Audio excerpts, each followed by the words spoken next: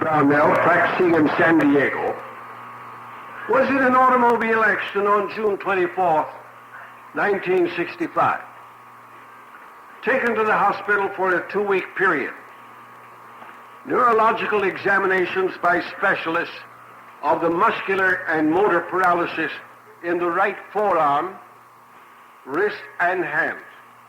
Diagnosis: bruised or severed nerve. Exploratory surgery was recommended. Wrist drop, paralyzed. Hand cold, no feeling, no muscular contractions. Dr. Brownell phoned long distance. Will the electroencephaloneuromentograph prove yes or no as to the severed nerve?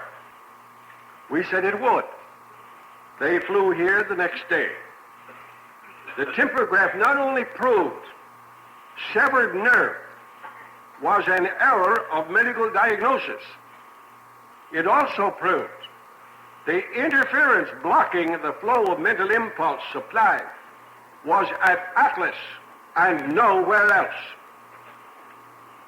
Immediately after the first adjustment, there was tingling in the fingers. Second and third day, this continued. On the 7th day, Miss Brownell was adjusted the second time on Atlas only. More movement with extreme heat and feeling increased. Nothing else was done at any other place, any other way. Would colonic irrigations adjust the subluxation? Yes or no? Would vitamin pills adjust the Atlas subluxation? Yes or no? Would treatments of the arm adjust the Atlas? Yes or no? Miss Brownell, will you please step forward?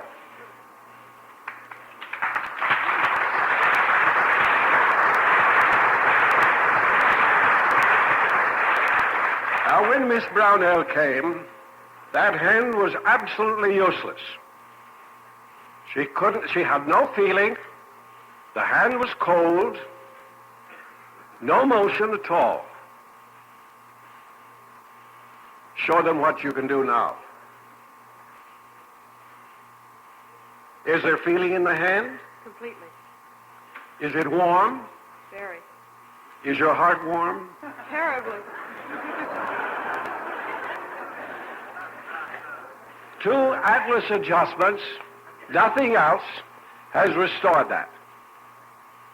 Now, Miss Brownell thinks I'm quite a respectable person for having made that possible.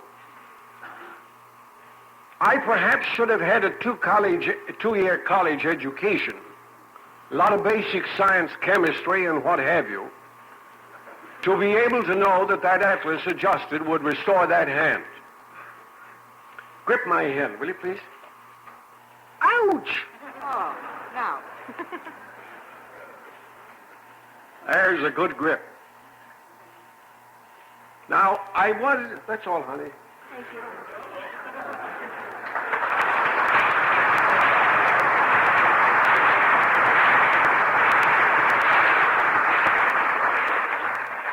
That kiss is worth more in pay for service rendered than anything else you could give me.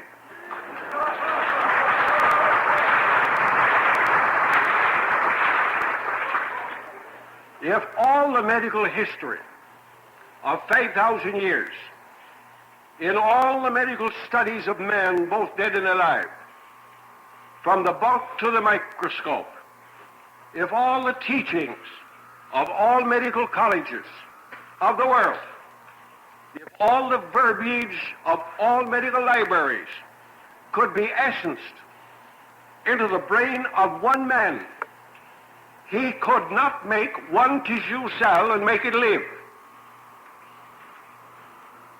Yet, within the mother is a super knowledge so simple and practical that it can and does make 400 trillion in 280 days, makes different kinds, organizes them into respective organs, properly places each where it of right belongs, builds them into characteristic systems, unites all into one body, causes them to coordinate themselves, one harmonious activity we call life. How much then do we educationally know as we pick up a bit here and a bit there and then think we are the great I am that I am?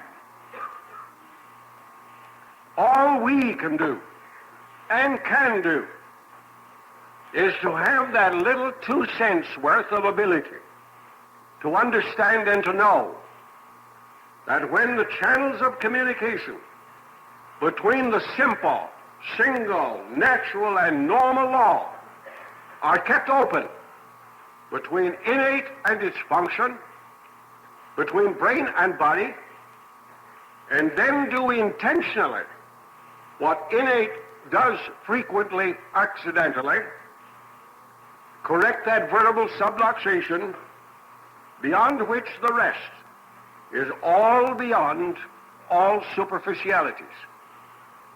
The magnitude of that simplicity appalls us. It is as simple as that. The world of so-called civilized people are sick, mentally and physically. All exist handicapped with under par starved minds and bodies. They are specimens of the unnatural and the abnormal. They struggle with interference blocks between the abstract normal and the concrete abnormal expression. The result? They suffer with perversions of selfishness, hatreds, jealousies, wars, therapeutically strangulating functions by paralyzing themselves between birth and death. They seek to know how to evolve themselves from out in, below upward, to artificially reach the greater good, to improve lesser evils. They are far short of what they want to be and know it. They seek the source of spirituality. Medical men have been seeking drugs to uplift this debilitation that saps mankind, each century weakening the race. It's a case of the medical blind leading the drug sick, the medical deaf shouting to the medically drugged, the medical crutch and brace limping his errors.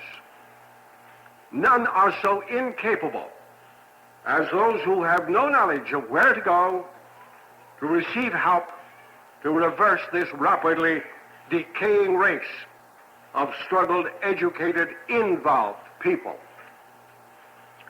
Paradoxically, every so-called savage or native of the wilds, down through all history, where we have traveled, seen, and witnessed, have had understanding of what to do naturally, how to do it accidentally, to correct their ills. These people did not know why, but they had a cruel way of how, and all without a license from a state board. Our profession today has at command a specific internal source of unlimited life current supply, the innate intelligence. We have a specific, ever willing, ever ready, ever begging source of health and life when we adjust intentionally the right verbal subluxation permitting innate to deliver. Each patient has at his command a specific cause and cure within him. You and we have a specific location of interference and an equally efficient specific for its intentional correction. We have a specific health for one specific dis-ease, which is universal and applies to all people everywhere. We have wrapped it all up in one simple, single package and delivered it to you. What more could you ask of two men, my father and myself? A priceless possession, always in abundance, for the asking, for those who need what you alone can deliver. You may not know this now, but the world, 100 years from now, will. Little did we think in those early years, when we began to trod this rocky road, to build an army to teach this factual knowledge to men and women, that we would have more than one Judas in our ranks, and even a St. Peter who would thrice kiss us before the cock crowed. That all came later. Not only were there hypocrites and Pharisees, but they began to break down established legal protective barriers, build high impregnable walls surrounding our profession, forgetting that what built us, if reversed, would destroy us. We have had our mad bulls running wild hither and thither, stampeding and destroying what it took years to build. Who suffers? Not chiropractic, but millions of sick who are being forced to die an early death after lingering years of suffering. Then came those mad dog days when some of our people thought they were other than what they were, thinking they needed to go high hat, silk hats, go upstage, seeking the ultra spotlight. They wanted to be wrong and go wrong, the same as others before them. Instead of being what they were, maintaining their individuality, their separateness as a distinct, separate, different, and successful profession, they wanted to ape the failures of older and more established professions. They began to fight, to chase good money after bad, destructive legislation. They wanted a license at whatever cost, even though it meant to retrograde obligations to the sick. They wanted what they thought was a permanent respectability. They subsidized state boards with rules and regulations impossible to live by. They little realized that the real and vital respectability was the respect of sick people who got well regardless. Once they had what they thought they wanted, many began to go soft, threw away privileges they fought for, and earned the right to throw away their fighting armor, became saturated, vaccinated, and impregnated with similar crimes of our enemies, threw into the discard our knowledge, and took on the cloaks of false educations far outside of our scope. As a result, they took on self-condemnations of unjustified ghosts, of inferiority complexes,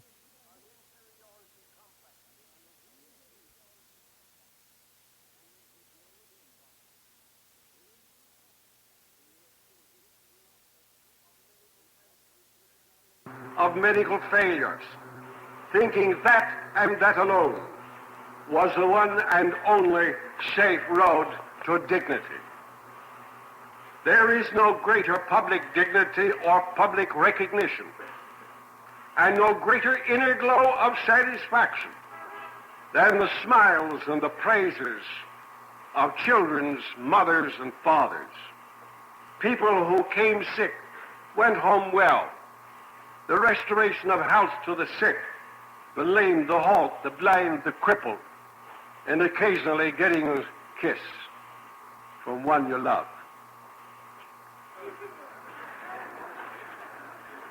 Gradually, stealthily, sneakingly, cunningly, old man slipping was creeping in.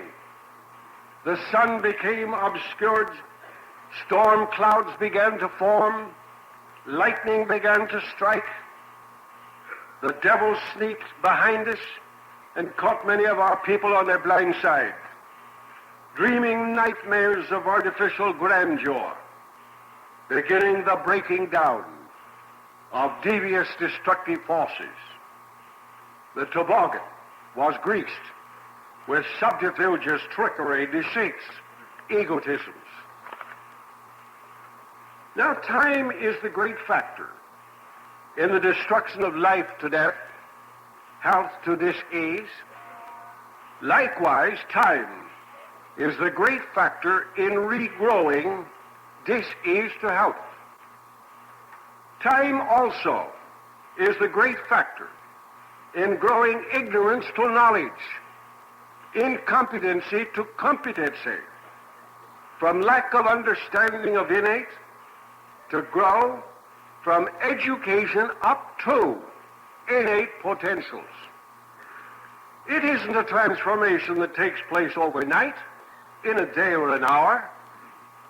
Just about the time you seemingly have arrived, we pass into oblivion, and the next generation starts all over again. What a blessing if we could pass on to our generation what this generation has taught us. For growth takes time to evolve itself. Apropos, we recall, years ago, we were attending a chiropractic convention in Wisconsin. And incidentally, the person I'm referring to, without mentioning the name, is here at the Lyceum this year. Walking from the YMCA back to the hotel after one of our talks, one of our graduates of 15 years earlier said, "You know, BJ, there is only one man who knows what the principle and practice of chiropractic is. Just recently, I discovered the principle and practice on which chiropractic is based." Being anxious to find out what this principle and practice was, I asked him to shell out.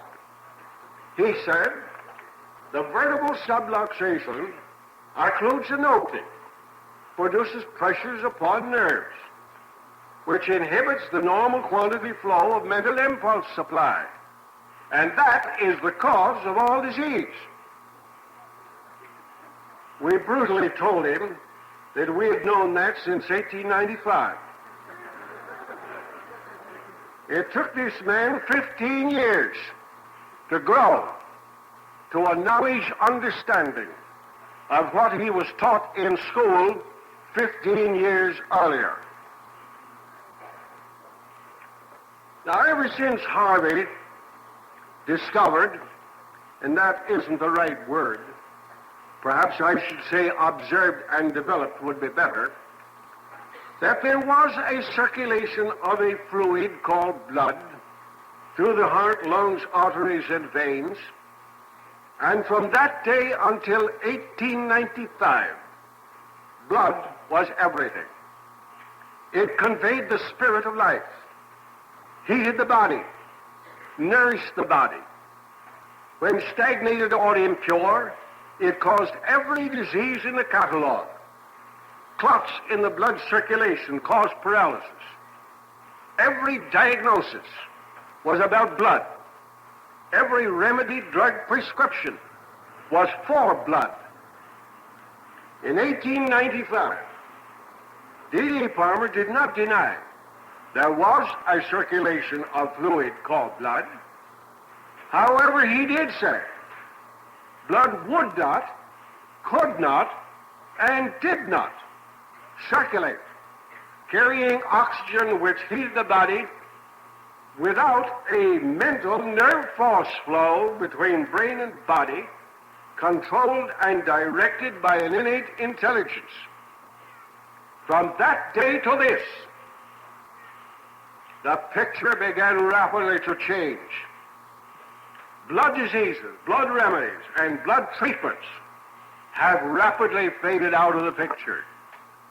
Today, some 60 years later, we rarely hear anything about blood diseases, blood remedies.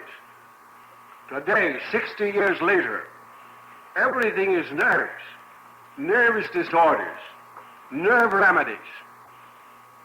You see, D.D. Palmer started a new era, a change, by introducing a hitherto unknown fact, a new fact, discarding an older theory. His new idea was not adopted because medical men believed his idea, but because blood theories and blood practices failed to get sick people well. They were seeking something new, something that might.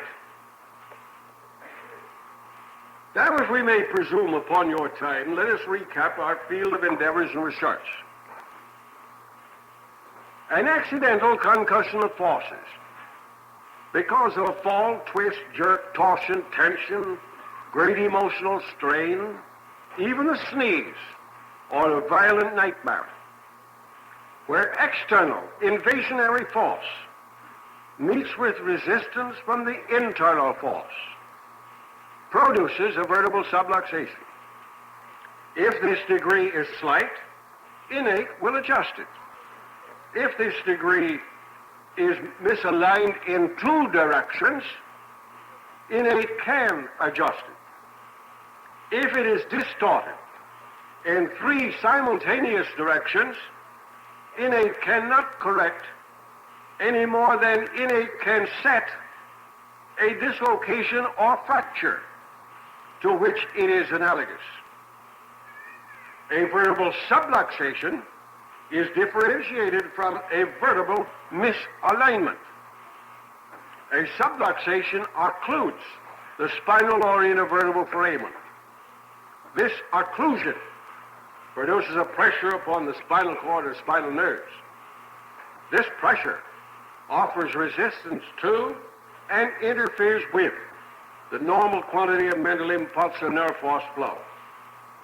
This interference blocks the flow from above downward, from inside out. Let me repeat that last thought. This interference blocks the flow from above downward, from inside out. This reduced quantity of energy reduces the quantity of speed of action per unit of time. This reduced quantity of action reduces the quantity speed of function per a unit of time. This reduced quantity of speed of function reduces the frequency of muscular contractions and relaxations. This lack of normal speed of motion slows down organic or tissue cell motions per unit of time. This lack of organic or tissue cell motion reduces quantity product for which the organ or tissue cell was destined to produce. This reduced quantity of product or byproduct of one organ, more or less, unbalances every other organ in its system, which system, more or less, unbalances the entire body of normal living called disease. Now, an intentional concussion of forces, because of a delivery of external force, focalized at right place, at right time, in right manner, for right reason, where external invasion is correctly applied, also meets with the resistance of the internal force, which reduces a veritable subluxation, and eventually the individual gets well. Now let me emphasize, if you have studied as broadly and extensively into many fields of mental and physical activities as we have, I took Marcus Bach into our library yesterday, and he stood there amazed Why, he said, my God, man, you've got one of the most marvelous libraries here. And I said, it's a question of study, wanting to know what we were doing.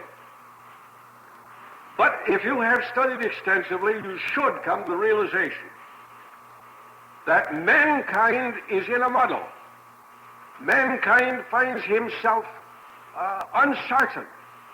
He doesn't know. For instance, I have recently broken down an analysis of the search for Brady Murphy, the book which Maury Bernstein has written. And in there, Maury has run into many, many problems that he can't solve. He doesn't know the answer for. Spiritualism, psychiatry, metaphysicians, metaphysical treatments. The whole field is fundamentally wrong. Why? Because all of these fields are trying to work from outside in, from below up. And that's where they all fail. Everything that's worthwhile, that has permanent value, comes from above down, from within out, and can't work any other way, for that is the natural law of birth, life, and death, and disease, and health. Doesn't come any other way. Without desire to offend, how many of you have prayed to the great source of things, and what is praying? Your education. We've had enough rain, now stop the rain. Everything is so dry, dust bowl, we want rain. Now please give us rain. As if his education can direct the forces, the natural law of the universe, from outside in and below up. The whole thing is fundamentally unsound. That's why chiropractic is such a universal principle and practice, because it's fundamentally based on the sound, natural, normal law of life, from above down, from within out. And it can't be any other way. One of the most pleasurable couple of hours I spent with Marcus Bach yesterday, going over this whole thing. I said, Mark, you're in the same muddle with all of them. You're studying the various religions and writing books on them. But, Mark, you're working always from the outside in and from below up. And you will never solve your thing that you're looking for until you reverse that process. Apples don't fall from the ground up to the tree. Rivers don't flow uphill. Electricity don't go from the ground up into the sky. You can't reverse the natural laws and be right. Fundamentally, chiropractic then solves that fundamental problem of the universe. Now, force or energy or intelligence are abstracts, and they always flow from above downward, from within out. The only thing that can move concrete substances is energy or force. And force or energy is active, and matter is static. But when the two get together, we have action.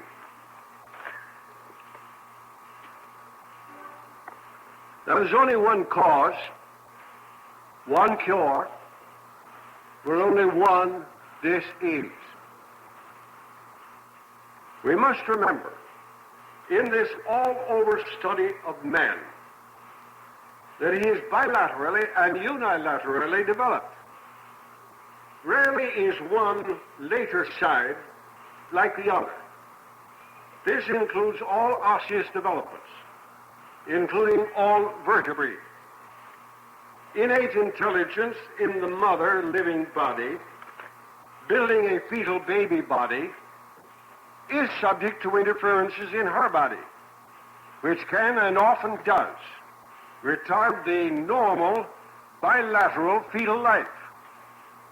For this reason, the innate intelligence now living in and working with the independent boy or girl after birth is the only factor that knows what these inexact, unprecise anomalies are in connection with vertebral subluxations.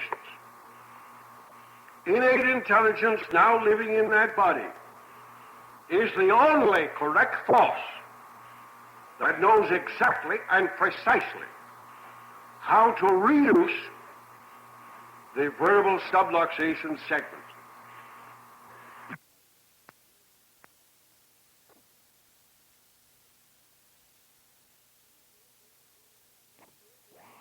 You give the external adjustments, but innate makes the internal segment which actually releases the pressures and restores life and health to the sick.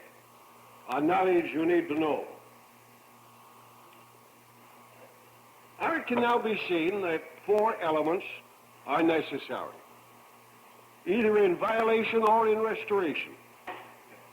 A directing intelligence, an energy or force flow, matter or substance to be acted upon, and time to destroy or build.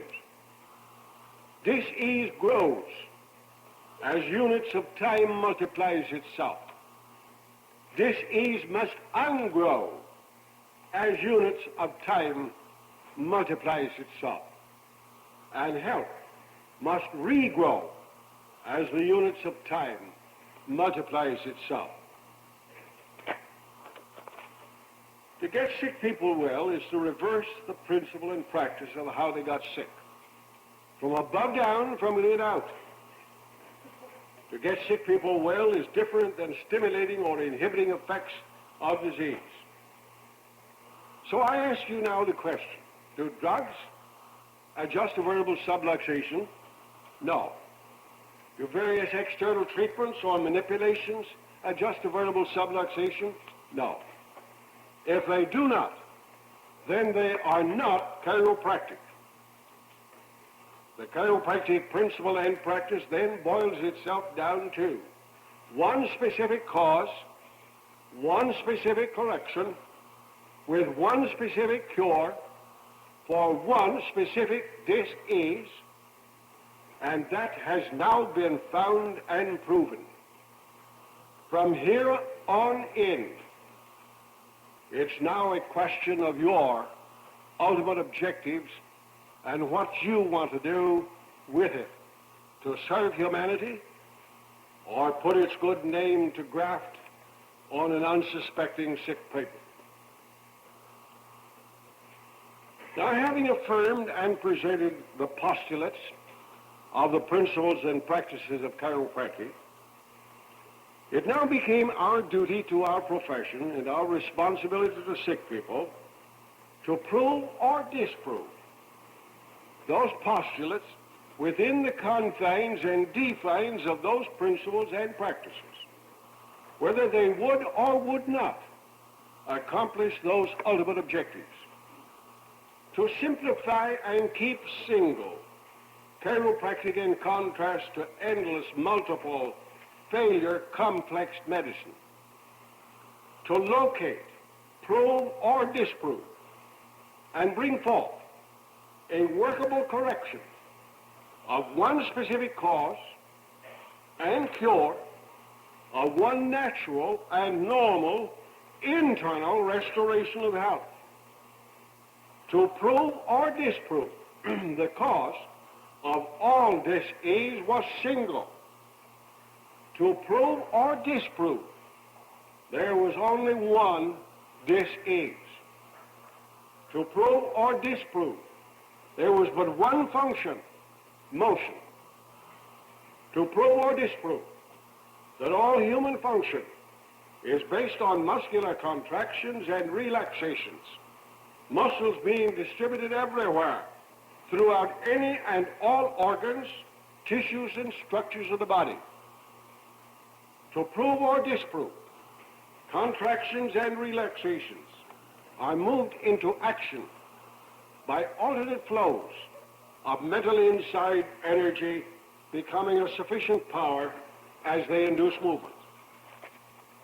To prove or disprove, there is a definite speed of rhythmic pulsation of muscular nerve fiber flow per unit of time, as when this normal and natural quantity and quality flow was demanded in uninterruption action. So we had much to prove or to disprove, and we proceeded to do that. Now, there may be much of this series of premises you can agree with, and much you may disagree with, much you would like to know more about. Perhaps you cannot weave in between your former educations and this new era, but wish you could. This is now an automobile, automatic, automation, atomic age, in which the forces of nature and their utilization is being given deeper study and application. And chiropractic is directly in line with that modern progress. There's recently come out a book about the life of, I'm trying to think, what's that German scholar, the law of relativity? Albert Einstein. A book has recently come out by Albert Einstein, in which he says everything, after all is said and done, is energy in motion, directed by a governing intelligence. Albert Einstein. And we are the forerunners of that movement. It was us that started that movement. It is us that have developed it to a high pitch of perfection. And yet, we're letting others get away with it.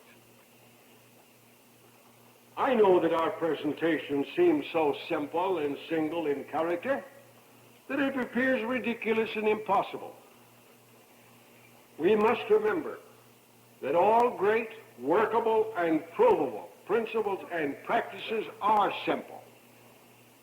All great men who have accomplished great objectives have been simple men, short on formal educations, but possessing great wisdom in the plans of the universe and of man.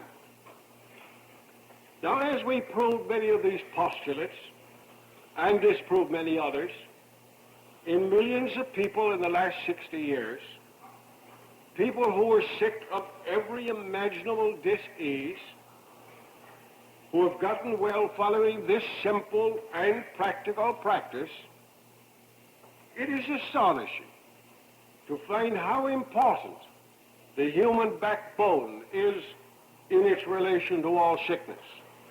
Oftentimes in spite of us and what we do and how we do it, rather than because of what we don't know what to do or why or how.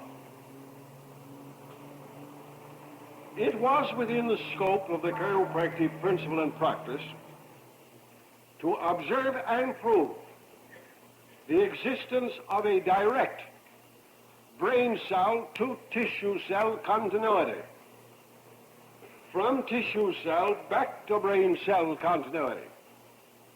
Through this flowed a direct continuity of mental impulse nerve force flow, if natural and normal, both efferent for function and afferent for sense impressions, thus establishing a new knowledge of a new, hitherto unknown cyclic circulation of energy power flow, which moves the musculature of the body, which propels the motions, which is expressed function, which produces chemical products, which constitutes the essence of a living mortal.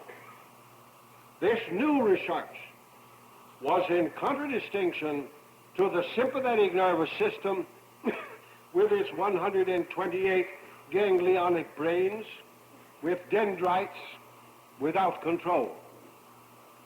This work was proven to us by the use of the electroencephaloneuromentympograph, a new field never known before. And that is why the vertebral subluxation is so all-important, because it is a direct conclusion with direct pressure upon direct fibers, conveying a direct quantity flow from a direct source through a direct medium to a direct tissue cell expression with direct interference, producing a direct dis-ease at the periphery of a direct continuity between brain innate in brain to function in tissue cell.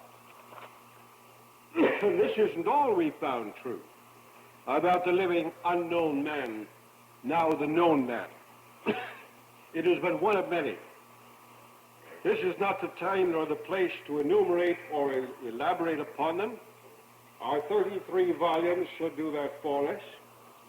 We have now some 10 more volumes in manuscript, which we hope someday to publish to keep the future record where it of right belongs. Perhaps that's what I meant when I said last night I didn't have to now ask anybody whether I could publish my books or not.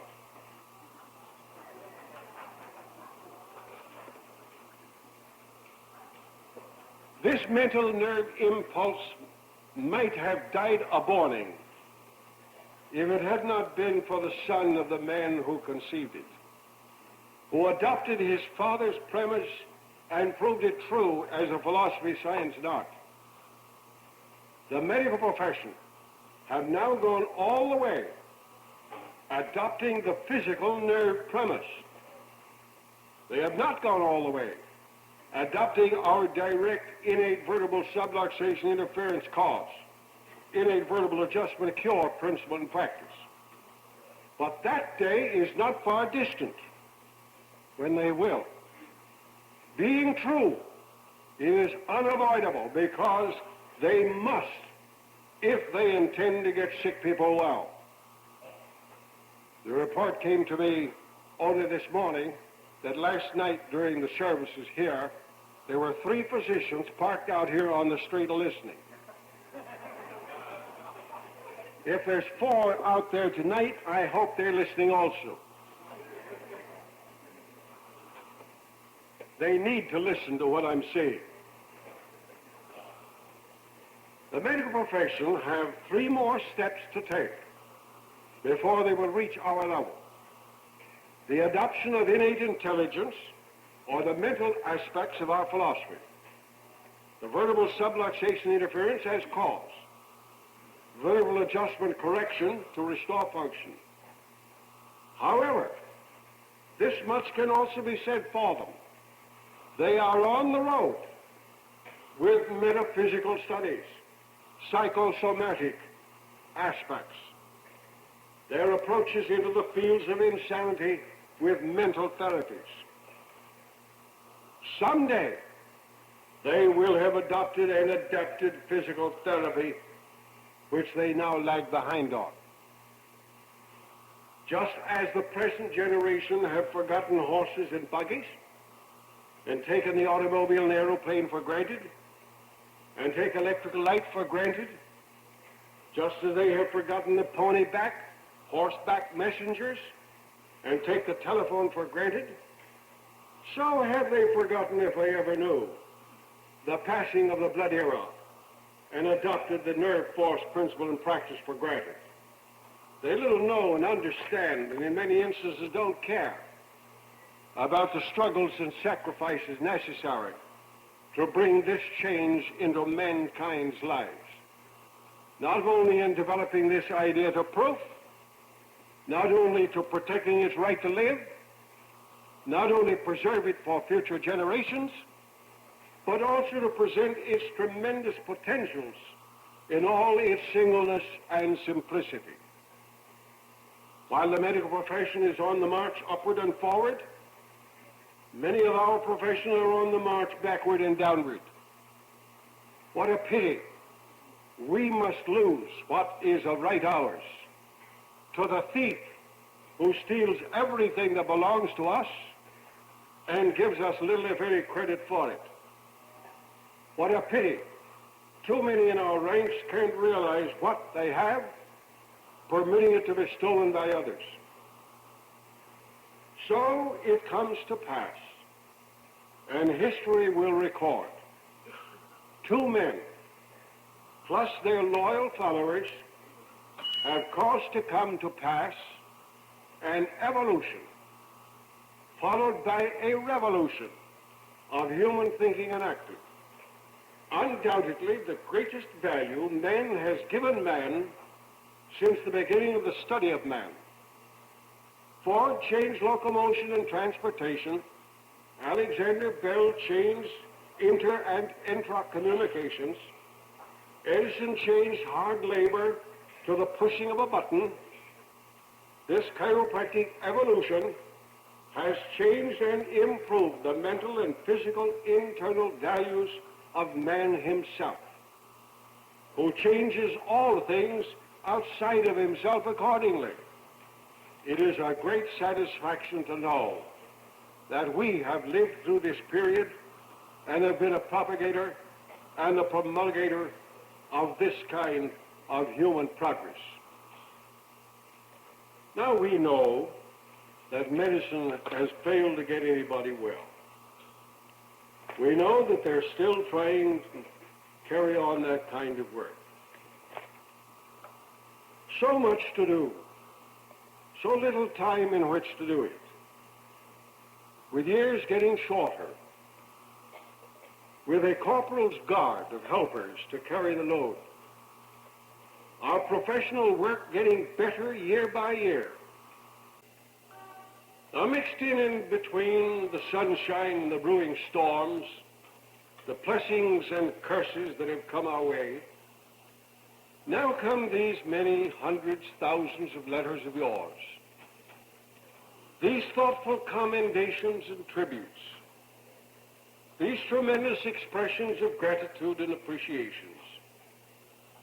These tell more than words of ours can say that after all, standing hard by all the vicissitudes, trials, troubles, and tribulations, that what we prove is right, and standing true to our convictions, has paid its dividends. Oftentimes, some of the most self-sacrificing people who have helped build empires are hidden behind the scenes unknown, but often hard-tried.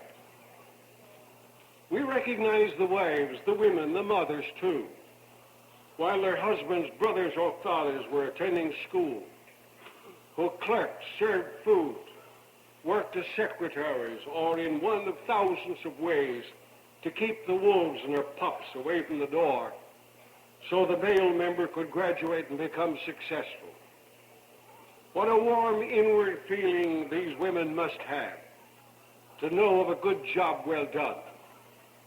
Yes, innate has blessed many a woman whose praises were unsung, unheralded, but who made it all possible.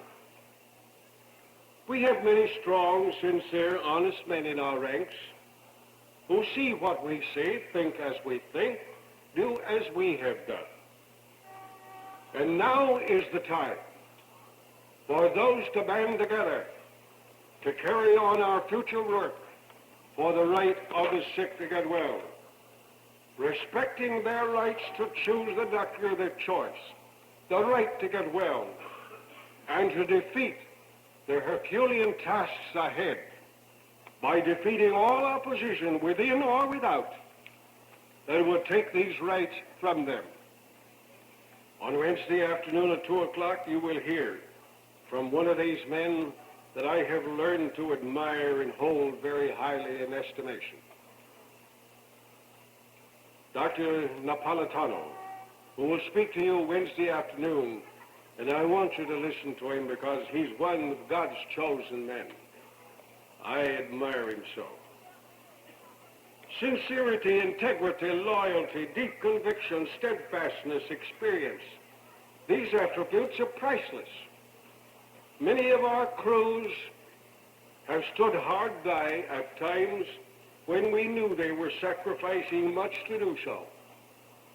They realized, as we did, there was something more behind our perspirations and inspirations than personal prides of opinions, prides of positions of powers, prides of greed.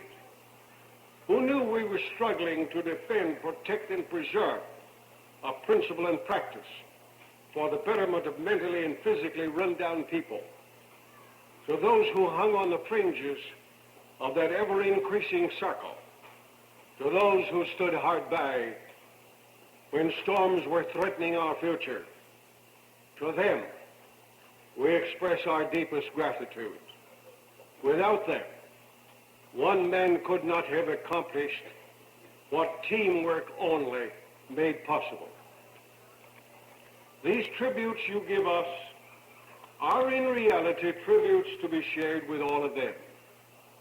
And all of you who surrounded us when we needed it, and who strengthened us now when we still continue to need it, you have erected a professional rock of Gibraltar on an impregnable foundation. The cornerstone has been put in place. The archives containing our treasures of research. The keystone has been placed in position over the entrance archway. Our time grows shorter year by year. That means that the superstructure, whatever it is to be, is growing year by year.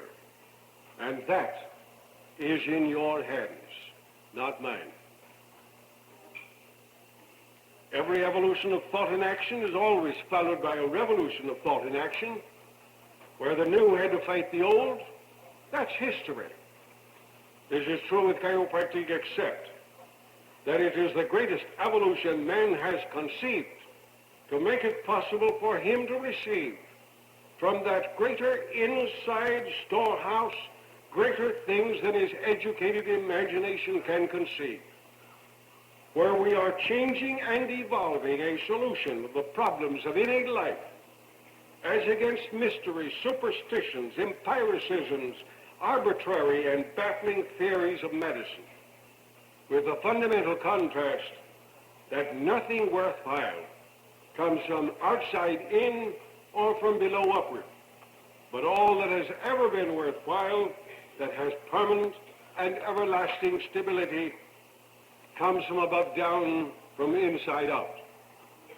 When man understands this and lives by it and permits the innate law to work that way, the world will be a healthy and better place in which to live. Then and not until will all mankind bless him and all those who defended and protected this principle and practice, and the practice of correction of the cause between one and the other. Our greatest wish for all of you is that innate soul lives in you, that you gain a greater vision of service to your fellow man, realizing that all things worthwhile come without price and without being forced at the point of a legal gun, nor is it secured with a medical hypodermic needle, nor does right come forth by force or fear from doing what some call good work. The one thing that keeps us keeping on is the confidence so many of you place in us in our work and works, who believe in us and prove it in so many ways. This plus the greater good we know we are doing to millions who are sick and getting well, in which all of us have added years to life and life to years, adding millions of years to millions of lives. These are our tributes to you, as well as your tributes to our sacrifices. Let us then close with this thought. If medicine has diagnosed 18,000 empirical assemblages of complex symptoms and pathologies into 18,000 applied names, if medical men seek 18,000 specifics, one for each disease, hoping each will cure such, if they have totally failed to find one specific for any disease, if the entire history of the so-called science of medicine is one of the blind leading the blind, all lost in the jungle without any reliable, trustworthy compass, not seeing the forest for the trees, if the entire history of medicine is a series of absolutely arbitrary and empirical experiments without any reliable law of action, if they announce a cure today, repudiate it tomorrow, and this has been going on for centuries, with sick people sandwiched between the rollers, always behind the 8 ball.